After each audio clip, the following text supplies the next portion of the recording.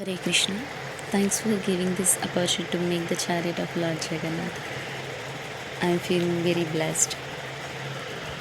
I thought I'm missing this year Ratha Yatra, but Jagannath and Arvind Krishna Prabhu Yamuna Mataji's mercy, we got the opportunity to make the chariot at our homes and celebrated in every devotee's house and got the blessings of the Lord Jagannath. I didn't expect I can make the chariot in this lockdown situation. But Krishna's mercy, whatever items I have at home, like thick papers, glue, and decoration items, teacups, like all all are available at home.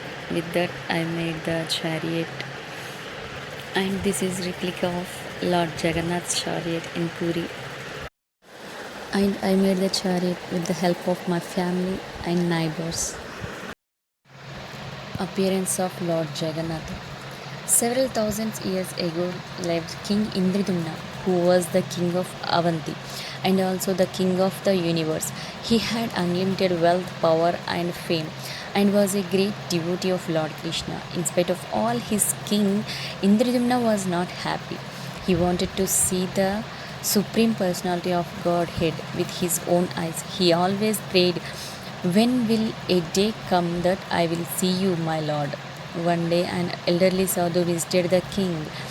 He, in his child, had the darshan of the beautiful Nilamadava deity. That they told the king, "Anyone who receives Nilamadava's darshan will receive the pure devotional service." The king wondered, and how can I obtain the darshan of Nilamadava? Where is he located? He then called Vidyapati, the very intelligent minister, and ordered him to search for the beautiful deity of Nilamadava. Vidyapati left towards in searching of the Lord. Several days and months passed. At that time he could hear people living in the forest, the Sabra, speaking. Immediately Vidyapati went to them, and the chief of the Sabras, Vishwavasu, Vidyapati saw a very beautiful village where there was a mountain covered with beautiful flowers and trees. There he stayed at the house of Vishwavasu, the head of the village. There Vidyapati got married to Vishwavasu's daughter Lalita. Every day Vidyapati would smell a very beautiful fragrance in the house, especially when Vishwavasu was home, and he wondered, where does that beautiful fragrance come from? I have never smelled anything like it in my entire life. I should wait here for a few days, and maybe I can find the Nilamadava. Vishwavasu went out regularly every day and returned in the evening very fresh and fragrant. One day Vidyapati asked Lalita, "Please tell me where your father goes every day and for worship, and where that fragrance come from." Lalita told Vidyapati that her father went to worship the deity of Nilamadava every day. Lalita Vishwavasu to take him to worship the deity of Nilamadava. Finally, Vishwavasu agreed to take Vidyapati to the deity on the condition that he would blindfold him till they reach the deity. Vidyapati thought, "I will take some mustard seeds with me and go on dropping on the way, and after some days it will sprout. I can trace back again and again the path to Nilamadava." When they entered the temple, Vishwavasu removed the blindfolded, and Vidyapati saw the most beautiful deity Nilamadava. Vidyapati became very happy and thought, "I have been searching for him for such long time, so many months, and now I must go back to Avanti and inform this to the king." Saying this, Vidyapati left for Avanti and to inform the king Indradumna. When King Indradumna heard about the location of Nilamadava, he decided to go to Nilachal in Odisha and worship him. However, when King Indradumna was informed by the king Orissa that there was a massive cyclone which destroyed the entire kingdom and the deity of Lord Nilamadava disappeared, a heartbroken King Indradumna, on the advice of Narada Muni, performed 1,000 Ashwamedha sacrifices to please the Lord. Soon enough, the Lord Krishna appeared in his dream and he told the king that the time for his advent of Lord Jagannatha had come. He directed the king to go to the sandy beach where the Lord would arrive as a great log floating down. Truly enough, a sacred wooden log marked with four symbols of Lord Vishnu appeared there. The Lord had manifested himself as the tree Daru Brahma. The king requested Vishwakarma, the celestial architect, to carve the log. Vishwakarma promised the king to finish the carving the deity within 15 days on condition that he should not be interrupted under any circumstances. As no sounds were heard and only 7 days were left, King Indradumna grew impatient and opened the door. There he found the deities of Lord Jagannatha, Subhadra, and Balarama in the unfinished form. Vishwakarma, celestial architect, had disappeared.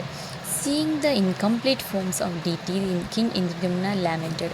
He thought that the carving of the deities could not be completed because he opened the door and disturbed Vishwakarma. The king was extremely upset and he held himself responsible for disfiguring the divine form of the Lord. At the time, the Narada Muni told the king that he should not get disheartened. It is the completed forms of the Lords who was appeared in his Mahaprakasha forms as Jagannath, Baladev, and Subhadra. Please arrange to worship them. King Indradumna then performed the sacred installation of the deities of Lord Jagannatha. Lord Balarama and Subhadra painted and decorated in black, white, and saffron colors respectively, and gorgeously dressed in pure white silks. King Indradumna also performed grand installation ceremony of the processional chariots of Lord Jagannatha, Lord Balarama, and Subhadra, which is known as Rathayatra. Prabhupada's childhood. Abhay, Srila Prabhupada's name. As a child, he always wanted to have his own cart and to perform his own Rathayatra, and naturally he returned to his father for help. His father, God Mohan, agreed, but there was difficulty when he took his son to several carpenter shops. He found that he could not afford to have a cart made. On their way home, Abhay began crying, and an old Bengali woman approached and asked him that what the matter was. Gaur Mohan explained that the boy wanted Rathayatra cart, but they could not afford to have one made. Oh, I have a cart, the woman said, and she invited Gaur Mohan and Abhay to her place and showed them the cart. It looks old, but it was still operable,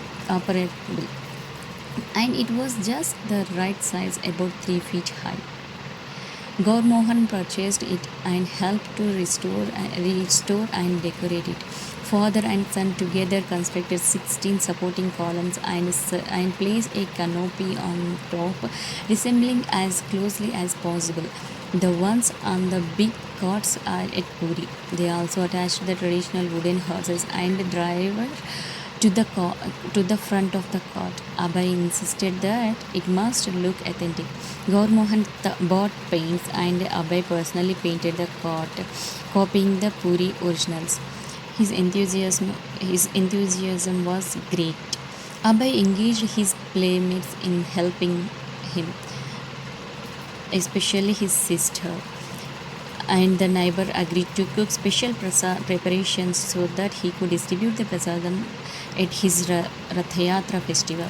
Like the festival at Puri, Abhay's Rathayatra ran for 8 consecutive days. His family members gathered and neighborhood children joined in a procession, pulling the cart, playing drums and hand cymbals and chanting. Wearing dhoti and no shirt in the heat of summer, Abhay led the children in chanting Hare Krishna. Abhay never lost his love for Rathayatra festival and would later share the love throughout the world with devotees from every continent. Jai Jagannath, Hare Krishna.